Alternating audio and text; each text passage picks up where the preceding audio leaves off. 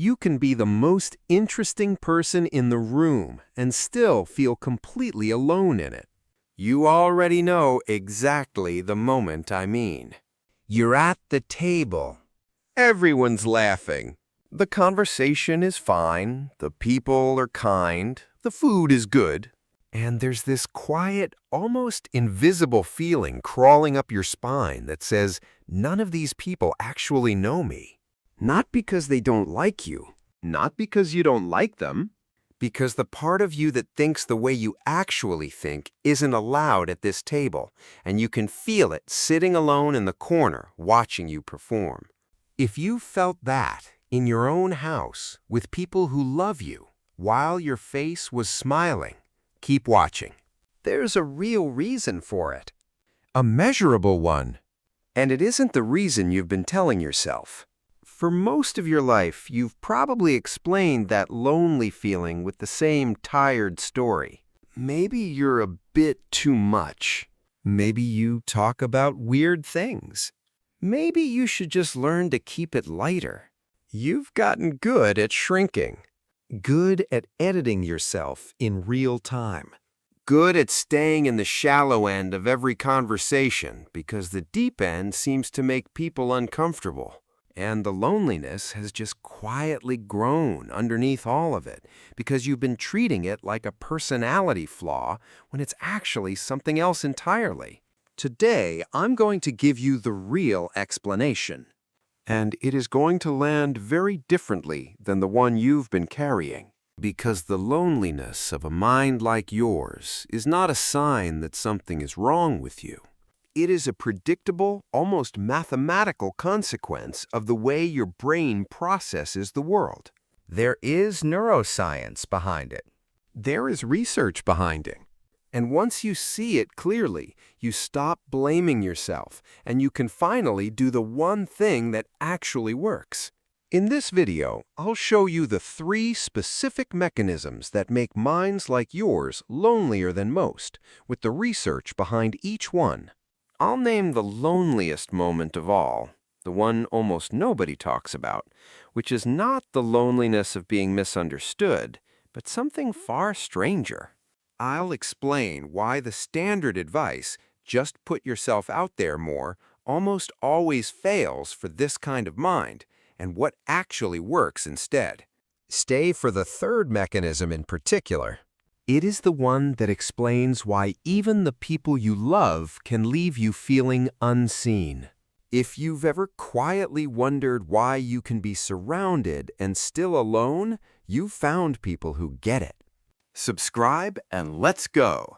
Mechanism 1. Your brain is literally processing the world differently. Let's start with the most surprising piece of research, because once you see this, you can't unsee it. In 2021, neuroscientists ran a study where they put people in an MRI scanner and showed them the same content. Same movie clips, same scenes, same stimuli. Everyone saw exactly the same thing. The scanner watched what their brains did with it. The lonely brains responded differently. Not subtly. Significantly. The researchers found that people experiencing loneliness showed what they called more idiosyncratic neural patterns when processing the same information their peers were processing. In plain English, the lonely brains were interpreting the same world in ways that were measurably more unique. Their wiring was running the input through a different filter than the people around them. Now sit with what that finding means for a brain like yours. A brain that connects across fields. A brain that pattern matches between things other people would never lay side by side. A brain that watches a conversation and tracks the words and the body language and the subtext and the historical pattern this person reminds you of from something you read 3 years ago, all at once. Your brain is, by its nature, processing reality idiosyncratically. You are not imagining that you see the world differently from most people. The scanner can see it. which means the gap between you and the people around you was never about being too much or being snobby or being broken. The gap is real, structural, and visible at the neural level. The room is genuinely showing one movie. You are watching a different one. This is the first foundational reason a mind like yours is lonelier than most. And it isn't a character flaw. It's a measurement. Mechanism 2, the Cognitive Asymmetry Trap. Here's the second mechanism. And it's the one that turns ordinary conversations into something quietly exhausting. When two people talk, they're usually drawing on a shared layer underneath. Shared assumptions, shared references, shared cultural shortcuts. Most conversations work because both people are operating with the same map, and they only have to fill in the small details. For a multi-interest, pattern-weaving mind, this shared layer is much thinner. Your map has fields nobody around you has visited, and theirs has neighborhoods you've never explored. You can have a perfectly pleasant conversation about the weather while you're privately tracking how this person's tone reminds you of a chapter in a book they've never read, which connects to a concept they don't have the framework for, which links to a question you'd love to ask, but you already know that asking it out loud would land as bizarre. So you don't. You stay on the surface fluently, while the actual interesting thoughts run in a separate window inside your head that nobody else can see. Psychology researchers call this cognitive asymmetry, a mismatch in the depth or complexity at which two people are processing the same exchange. And here is the twist that makes this particular trap so specifically painful for you. The asymmetry isn't because you're smarter, it's because you're running more parallel processes. A conversation that is, for them, one channel of attention is for you 4 or 5. You aren't being arrogant. You're working harder on more layers to participate in the same exchange. And nobody around you can see the extra work, so nobody around you can credit it. Over time, this does something corrosive. You don't just feel unseen in any single conversation. You feel unseen as a default because most of you genuinely isn't being met by most of the people you interact with. Not from malice. Not from disinterest. Just from a mismatch in the number of layers running. Mechanism 3, the empathy paradox. Now here is the strangest piece, and the one almost nobody understands because it's counterintuitive on its face. Researchers studying loneliness have found something genuinely surprising. High empathy and high social understanding can actually increase loneliness. Read it again. The thing everyone tells you should bring you closer to people can quietly push you further away. Here's how it works for a mind like yours. When someone cancels plans on you, you don't just hear they canceled. You hear the strain in their voice, the overcommitment they're underwater in, the guilt they're feeling about disappointing you, the older pattern from their family this echoes, the way the next message they send is going to be apologetic to compensate. You see all of it at once. And because you see it all, you make all of it okay. You don't ask them to do better. You don't get to be disappointed. You absorb their reality so completely that there's no room left in the interaction for your own needs to exist. This happens 100 times a year in small ways. You understand everyone around you with such resolution that you systematically overgive and underask because you can always see the reason they can't show up the way you'd want them to. And the cumulative effect is brutal. You end up surrounded by relationships where you know everyone deeply and nobody knows you back at the same depth because while they were just having a conversation, you were running a full psychological model of them. And this is the moment to name the loneliest version of all. It isn't the loneliness of being misunderstood. It is the loneliness of understanding everyone around you so clearly that you can see exactly why they will never quite understand you back. You can see the rooms in their mind that don't have the doors yours has. You love them. You don't blame them. And you still go to sleep alone inside your own head every night with the rooms they can't enter. There is no insult here toward the people around you.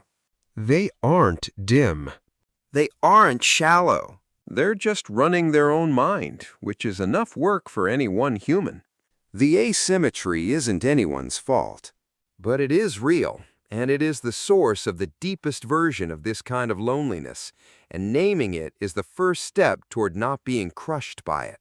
Why, just put yourself out there more doesn't work. So why doesn't the standard advice fix this? Why does going to more parties and joining more clubs leave you somehow lonelier than before? Because the loudest advice about loneliness is built on the assumption that loneliness is a quantity problem. Not enough people. Not enough events. Not enough exposure. Add more inputs and the system will rebalance. The research on loneliness has been saying for years that this is wrong. Loneliness is almost never about the number of people around you. It is about the felt quality of the connection in the room. You can be lonely in a crowd of 50. You can be deeply connected with one person across a kitchen table. The number was never the variable.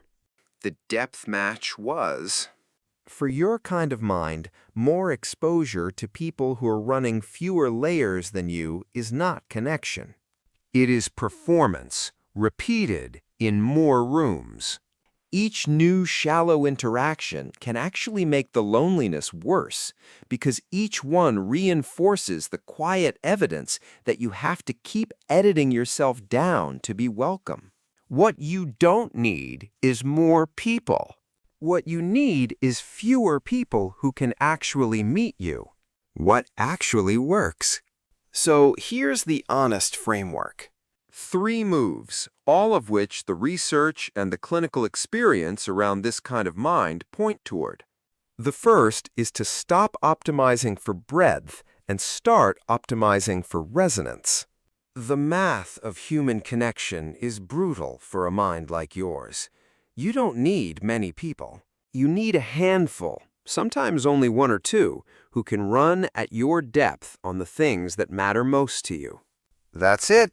The whole project of your social life is finding those few and then watering them like rare plants. Stop measuring your social health by how many people are in your life. Start measuring it by how many of them can hear the 3rd sentence of what you actually meant to say, not just the first.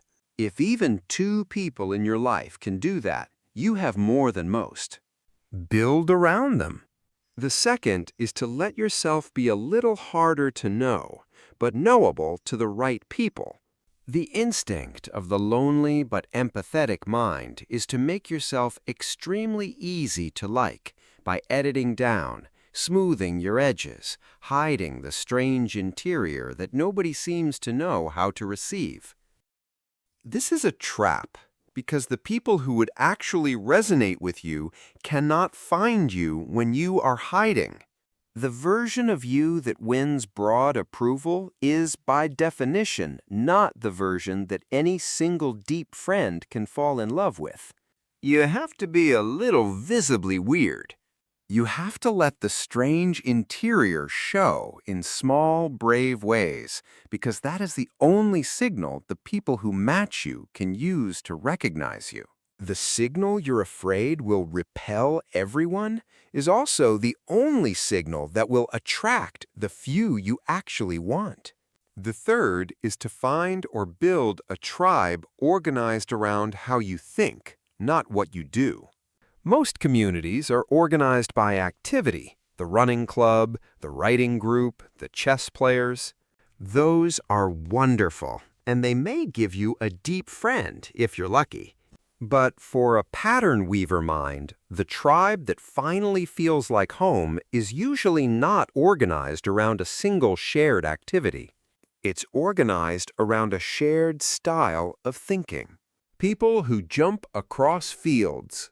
People who treat ideas as toys. People who get bored at the surface and finally relax when the conversation goes weird. Those people exist. They are scattered across the planet, and the internet, for all its faults, has made it possible to find them at scale for the first time in human history. Find them. They are looking for you too. And here's the gentlest thing to know in the meantime. The loneliness was never proof that something was wrong with you. It was proof that you were calibrated for a deeper kind of connection than most environments are set up to offer.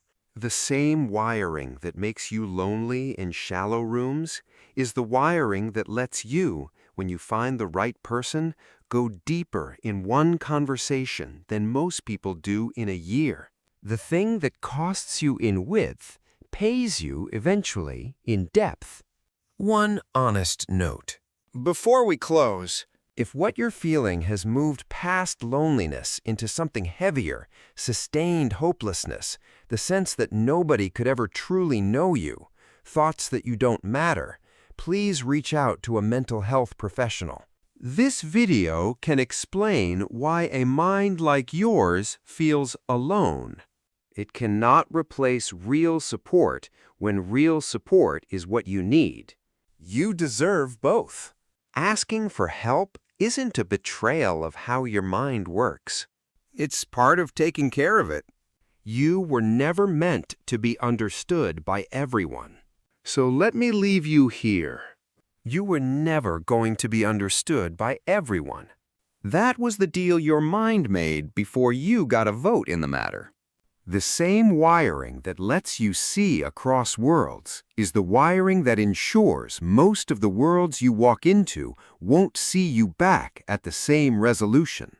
And for most of your life, you've taken that personally. You've decided the loneliness was your fault. You've spent years quietly shrinking, trying to be easier to know, hoping that if you just made yourself simpler, the room would finally fill in around you. It won't, and you weren't built for it to. What you were built for is rarer and harder, and when it finally arrives, far more worth having. The kind of connection that only happens when two people with strange interiors meet each other and don't flinch. The kind of friendship that doesn't require you to edit. The kind of being known that makes the previous decades of feeling alone make sense in retrospect, because it could only ever have been recognized by someone who could match it. Those people exist. There are more of you than the world makes it look like. And the only thing standing between you and them is the version of yourself you were taught to perform in order to be tolerable in shallow rooms. Stop being tolerable. Start being findable. If this hits something in you, if you finally feel a little less alone in being alone, subscribe and join a community of people who are finding each other slowly. And I want to know in the comments, what is the one part of how you think that you've spent the most years hiding? Just one. Drop it below. The people who get it are reading. Thanks for watching. Go let yourself be a little harder to know and a lot easier to find.